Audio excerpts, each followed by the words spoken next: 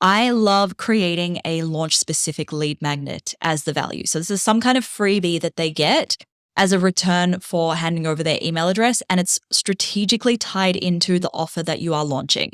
This might be a free workbook, a quiz, an ebook, a training. And in order to access this freebie, they have to give you their email address. The key here is that it is specific to the offer you are launching. It is going to be different to the lead magnet you might already have to grow your general business email list. Okay, so that one might be a bit more broad. This one is really specific to the offer. It's designed to attract the ideal client for this launch and going to move them closer to buying from you when you open doors. Hey, welcome back to Imperfect Action. This is episode 765. 4 steps to grow your email list for your next launch. Well, let's start with the obvious place to start, which is why even bother grow your email list for launches? I know that social media is a huge focus for many of you, but I'm not a huge fan of relying on it for launches. And in fact, some of my biggest launches, we have barely even touched social media in those launches. The main reason I love email over social is your email list is an audience that you own, whereas you don't own the social platforms. So, for example, if we think back, I think it was 2022 now, when Instagram went down for a day or two. And for 2 days, you couldn't even load your feed, right? So if you're thinking about if you were in the middle of a launch, imagine now that Instagram has gone down for 2 days. That's going to potentially cost you your launch. That would really affect your launch results. I also know people whose Instagram accounts have been randomly shut down, and it's taken quite a long time to reinstate them. So you don't own Instagram, you don't own whatever social media platform you're relying on. So you're very much at the whim of the algorithm of their platform. With email, you're going to reach a much bigger percentage of your audience than you will on social media because there is no algorithm dictating who you get shown to and who you don't. And most social media platforms can tell when you are sharing sales-focused content, and then they limit your reach of that post as a result. The other reason why email, I think, is quite effective is because you have a little bit more personalization. You can write an email to the person using their first name. You can see who clicked through to a sales page from an email. You can follow those people up directly. So if somebody clicks through to your sales page in your launch and then doesn't buy, you can reach out to them and ask, hey, I noticed you clicked through and didn't buy. Do you have any questions that I can answer for you? And you can segment those people. You can segment your audience based on what they are interested in and what they are not. For example, I always segment those who clicked through to the sales page and didn't buy. And then at the end of the launch, about 7 days after we close cart, I will send out a non-buyer survey asking them what made you decide not to buy. And I can get a little bit of insight into the hesitations that may have held them back or the questions that they might still have had. So 4 steps to grow your email list for your launch.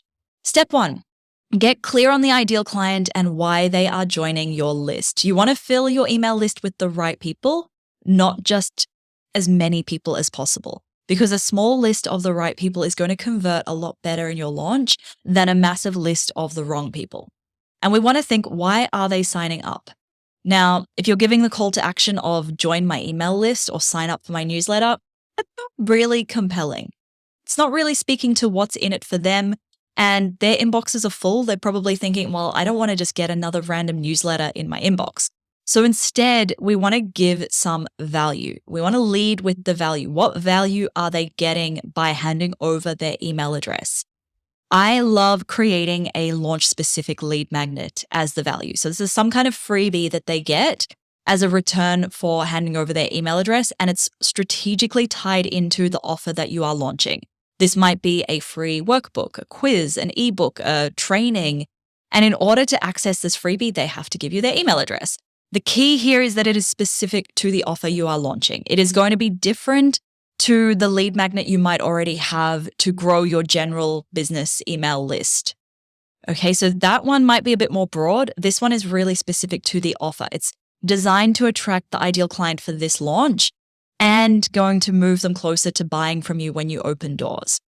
The other way you can build your email list is to run a free masterclass or a challenge or some other kind of live event, and where someone to attend, they need to opt in. They need to give you their name and their email. And the topic of your masterclass or your challenge will ideally be designed to speak to the ideal client for your offer. So it's going to attract the right people for your launch. The key here is to not, in this masterclass, teach everything that's in your offer. Not even to try and teach a little bit of what's in your offer, because usually they're not ready for that. I love to use the example of dog training. Let's pretend for a minute that I'm a dog trainer and I'm going to teach you how to get your dog to stop barking. But if I go out there and I say, here's my masterclass to teach your dog to stop barking, and you are out there and you're thinking, well, actually, my dog's really old and I can't train an old dog, you're going to scroll past my masterclass, even though you might be the ideal client for my offer. So the messaging needs to be a little bit more around how to work with your old dog, right? Something like that could work a little bit more effectively than how to get your dog to stop barking to somebody who doesn't believe that it's possible. The other thing that I see happening quite a lot with people who are teaching masterclasses for the first time is they give so much value that your ideal client can walk away thinking they have everything that they need to take action on their own, but they don't. So they walk away, they try to implement it, and they fail. And then that reinforces the belief of, I can't do this. It's not possible for me. So by over-delivering in your free masterclass or your free challenge, you could actually be setting them up for failure. I spend an entire module in Launch Magic sharing just the strategy behind what to teach in your free masterclass so that it actually converts. And if you want to jump on the waitlist for that, we're opening doors up again in late Feb. Jump on the waitlist at stephtaylor.co/magic, or you can send me a DM on Instagram. Send me the word magic. I'm over at stephtaylor.co, and we'll make sure that you get added to the waitlist over there. The other thing you can use to grow your email list is to build a waitlist like I just did then. I don't love waitlists because I think a lot of the time it can be a wasted call to action. You can nurture your audience more effectively by sending them to download your launch specific lead magnet, but you can use them strategically. So for example, everyone who is on the waitlist for Launch Magic will get an invite to a bonus waitlist only workshop that I'm teaching for free later this month. And we'll be going through that first module of Launch Magic together for free live. Step 2 in growing your email list for your launch, create the relevant assets. So create that opt-in page, that thank you page. If it's your free ebook, create your ebook, create whatever your freebie is, and then create your email nurture sequence. This is the sequence of emails that is automated that they will get after they download your freebie. And that series of emails is not just a, hey, I'm Steph, these are my hobbies, nice to meet you. It's more designed to move them closer to buying from you once doors open. Now, I outline the strategy behind the emails and I have step-by-step tech walkthroughs for how you can do all of this inside Launch Magic. I teach it step by step because it's actually a lot easier than you think it is going to be. It might sound really overwhelming and techy if you've never done this before, but when you have a step-by-step process to follow, it becomes a lot easier. And once you have done it once, you can then replicate it for all of the future launches that you do. It becomes a bit more of a, oh, I know how to do this now. How can I copy across what I've done previously and apply it to this other offer that I'm launching? The first launch is the hardest that it is ever going to be. Your first ever launch and also the first launch of each new offer, because you have to do all of the new things from scratch. You have to do the sales page, the lead magnet, the emails, all of the things. But then the second time that you launch that same offer, and after that, it becomes so much easier because your sales page is created, the offer is created, the emails are written, and then it just becomes a rinse and repeat, and you can focus on getting it dialed in and scaling it. Step number 3 for growing your email list is share free content and give calls to action throughout. So for example, if you have a podcast, you might share free content and then maybe give a call to action where they can download your launch lead magnet. And the key here is that your free content is bridging the magician's gap. So if we come back to the dog training example, I am a dog trainer and my ideal client has an old dog and they don't believe that they could teach their old dog new tricks. So the kind of free content that is going to bridge the magician's gap, the gap between where they are right now and where they need to be ready to buy, is going to be content that is like talking about, 3 myths about training your old dog, or yes, you can teach an old dog new tricks, and showing them how it's possible rather than being 3 tips for training your dog or how to train your dog, which is the kind of go-to content that people tend to lean towards in a launch. They think, if I can give you the tips and tricks, if I can give you the how-to, you're going to see how valuable my content is and you're going to buy. But unfortunately, if I'm telling somebody, here's how to train your dog, and they think, well, actually, my dog's too old to be trained, then they're just going to keep scrolling. They're not going to pay attention because they're not ready for that kind of content.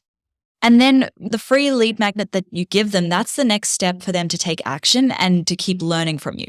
And you can give calls to action from your short form content, so your social media posts, and also from your longer form content, whether that's a podcast, a blog, YouTube, wherever it is. In a launch, I would ideally recommend having both if you can, short form and long form. Long form is going to usually be more effective than short form. So if you only have the capacity for one, pick long form. I love it. It allows me to go deep into a topic like I do on this show. Step 4, get in front of your ideal client. So how are you reaching those right people for your launch? Social media is not a way that you are reaching people, okay? It is slow. It's mainly a tool for nurturing your existing audience because I don't find that the algorithms put me in front of the right people anymore. Maybe you found something different, and if you have, great, keep doing that. But if you are struggling to get in front of the right people on social media, it's not that you're doing something wrong. It's just the way that it is now. And paid ads is one way you can get in front of new audiences, but I don't love doing this unless I've tested that launch first. Unless I know how well it's going to convert, I don't really want to go and invest money in ads because it could just be a waste of budget. It's a bit of a risk. So instead, could you find some podcasts that your ideal client listens to and reach out to them and say, hey, I would love to record an interview with you on this particular topic, and it's going to help your listener because it's going to give them this, this, and this. Or could you find somebody who has a community with your ideal client in it and pitch to teach a workshop for them? And then once you are in front of that ideal client, lead with value. Teach the amazing free stuff that you have, and then give them one call to action. Download my freebie. That's going to get them onto your email list.